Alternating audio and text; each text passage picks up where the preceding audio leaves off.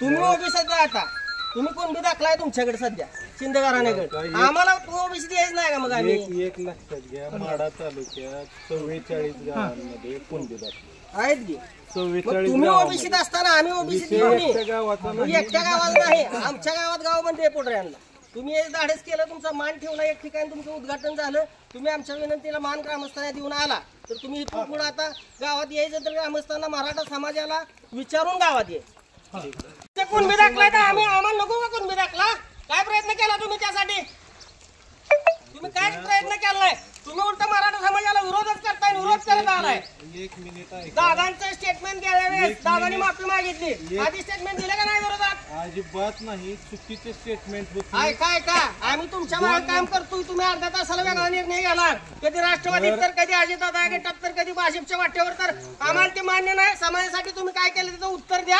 आणि आता इथनं पुढचं उद्घाटन आणि इथं पुढे गावात गावबंदी असल्यामुळे येऊ नका ही नम्रतेची विनंती करतोय तुम्हाला हात जोडून. असताना यायचा प्रश्न नाही.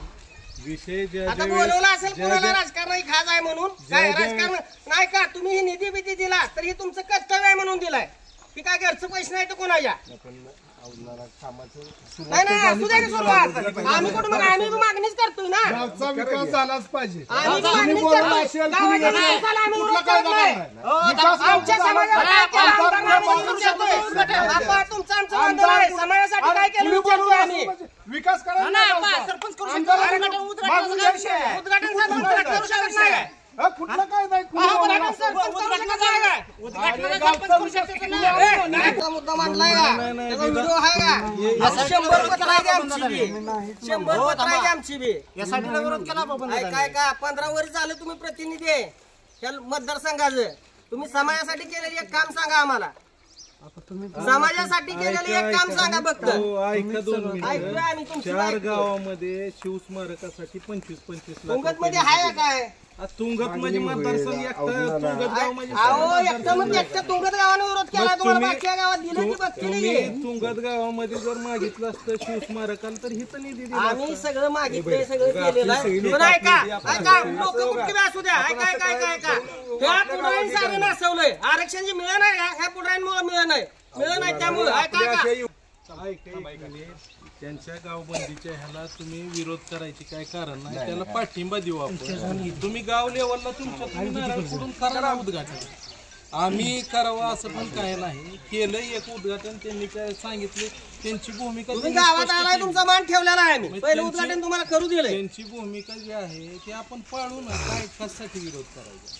जे त्यांच्या पद्धतीनं असेल त्याप्रमाणे आपण वागू ना. काय अडचण काय?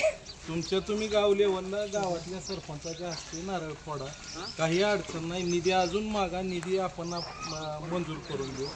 पण जी आता त्यांची भूमिका आहे ती सगळीकडेच भूमिका आहे, त्याला विरोध करायचा आपलं काही विरोध नाही. त्या भूमिकेला आपला 100% पाठिंबा. आपल्याच बरोबर आहे.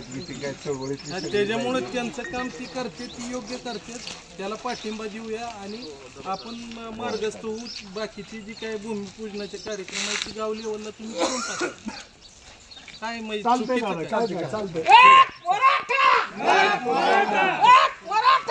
ताज्या घडामोडींसाठी आजच आमच्या रोकठोकच्या YouTube चॅनलला सबस्क्राईब करा आणि शेजारील बेल आयकॉनवर क्लिक करायला विसरू नका.